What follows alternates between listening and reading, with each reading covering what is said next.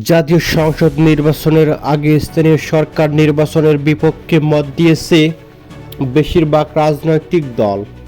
এদিকে বিকেলে রাজধানীর বেইলি রোডে ফরেন সার্ভিস একাডেমিতে অন্তর্বর্তী সরকারের প্রধান উপদেষ্টা অধ্যাপক ডক্টর মোহাম্মদ ইউনূসের নেতৃত্বাধীন জাতীয় ঐক্যমত্য কমিশনের সঙ্গে বৈঠক দলগুলোর পক্ষ থেকে এমন মতামত দেওয়া হয়েছে।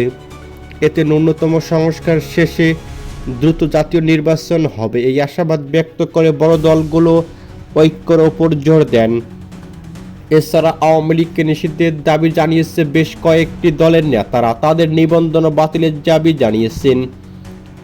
এদিন সংস্কারের বিষয়ে ঐক্যমত সৃষ্টির লক্ষ্যে রাজনৈতিক দলগুলোর সঙ্গে সংলাপ করে জাতীয় ঐক্যমত কমিশনের মাধ্যমে পথ চলা শুরু করলো এই কমিশন।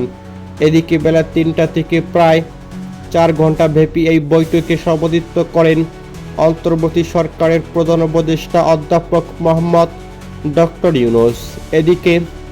এতে বিএনপি, জামাত ইসলামী সহ দেশের প্রায় সব রাজনৈতিক দল ও কয়েকটি সংগঠনের নেতারা অংশ নিয়েছেন। তবে আওয়ামী লীগ এবং তাদের জোটে থাকা কোনো দল ও জাতীয় পার্টিকে বৈঠকে ডাকা হয়নি।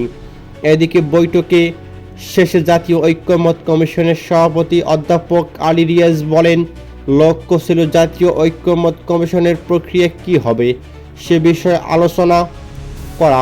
মূলত এই বৈঠকে আমরা আনুষ্ঠানিক উদ্বোধন হিসেবে বিবেচনা নিয়েছি। এখানে 27টির বেশি দল ও জোট মিলিয়ে 100 জনের বেশি নেতা উপস্থিত ছিলেন। তাদের মধ্যে 32 জন কথা বলেছেন। তিনি বলেন, প্রত্যেকটি রাজনৈতিক দলের বক্তব্যে যেটি স্পষ্ট হয়েছে সেটা হলো তারা মনে করেন জাতীয় ঐক্য রক্ষার কোনো বিকল্প নেই।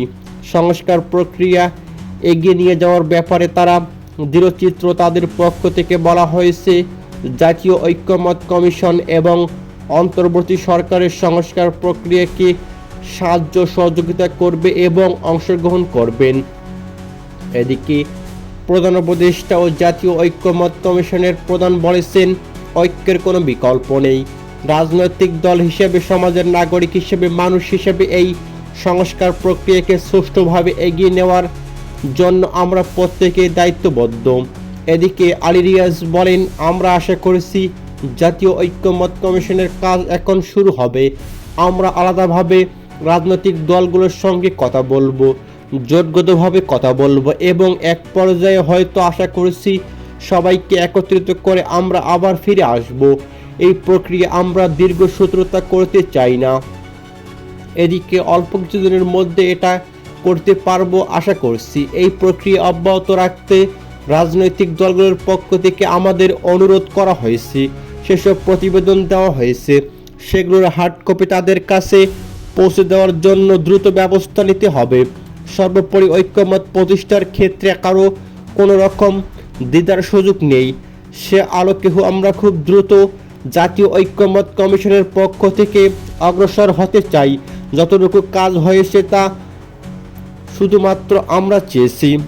এদিকে রাজনৈতিক দলগুলোর সঙ্গে আলাদা বৈঠকে এই সংলাপে কতদিন লাগতে পারে এমন প্রশ্নের জবাবে আলী রিয়াজ বলেন, এই কমিশনের মেয়াদ 6 মাস। সেক্ষেত্রে কমিশনের লক্ষ্য হচ্ছে যত দ্রুত সম্ভব আমরা ঐক্যমত পৌঁছাতে চাই। যেহেতু 6টি কমিশনের প্রতিবেদন রাজনৈতিক দলগুলোর কাছে আমরা চেয়েছি, সেগুলো পরিচালনা করার জন্য তাদের দিতে হবে। আমরা চাই অত্যন্ত দ্রুততার সঙ্গে, কেননা এই সংস্কার কর্মসূচিতে অগ্রসর হওয়া এবং ঐক্যমত প্রতিষ্ঠা করা দরকার, যাতে আমরা নির্বাচনের পথে এগোতে পারি। এদিকে প্রধান উপদেষ্টা অধ্যাপক ডক্টর মোহাম্মদ ইউনূসকে সভাপতিত্ব করে 7 সদস্যের জাতীয় ঐক্যমত কমিশন গঠন করে প্রজ্ঞাপন জারি করে সরকার। সংবিধানের সংস্কার কমিশনের প্রধান আলী রিয়াজকে এই কমিশনের সহসভাপতি করা হয়েছে।